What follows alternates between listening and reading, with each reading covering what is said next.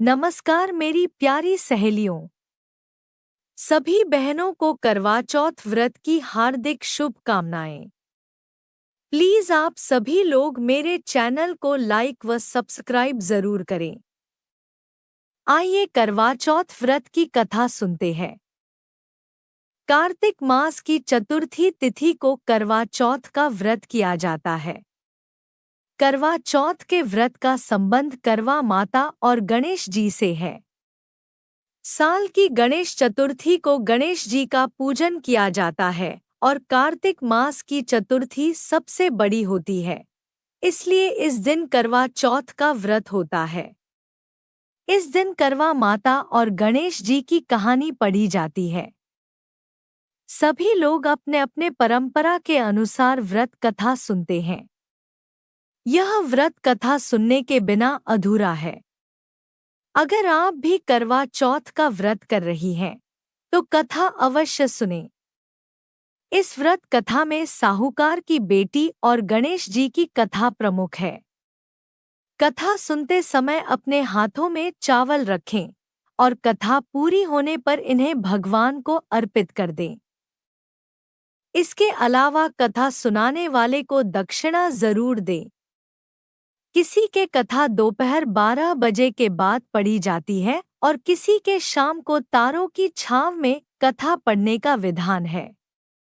इसके अलावा करवा चौथ पर कथा समाप्त होने पर मन में प्रार्थना करें कि माँ जैसे आपने उसके सुहाग की रक्षा करी, वैसे ही हमारी भी सुहाग की रक्षा करना।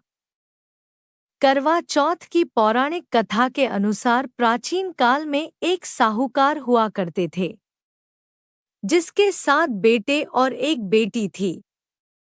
करवा चौथ का व्रत आया, तब साहूकार की 7 बहू और बेटी ने ये व्रत रखा।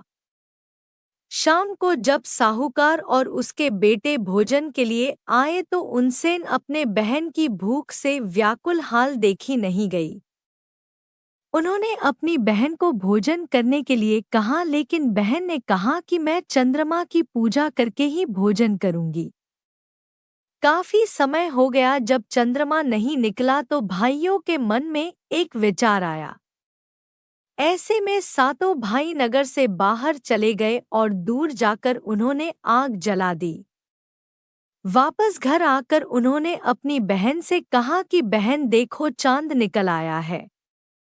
अब उसे देखकर अपना व्रत तोड़ 2 बहन भाइयों की ये चाल समझ नहीं पाई और उसने अग्नि को चांद मानकर अपना व्रत तोड़ दिया। छल से तोड़े गए इस व्रत के कारण उसका पति बीमार हो गया और उसका सारा पैसा उसकी बीमारी में खर्च हो गया।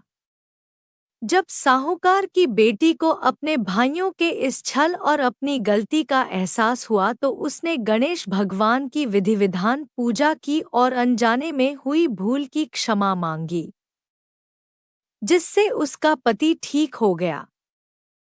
आपको यह जानकारी कैसी लगी कमेंट बॉक्स पर जरूर बताएं। साथ ही मेरे चैनल को लाइक व सब्सक्राइब करना न भूलें। धन्यवाद।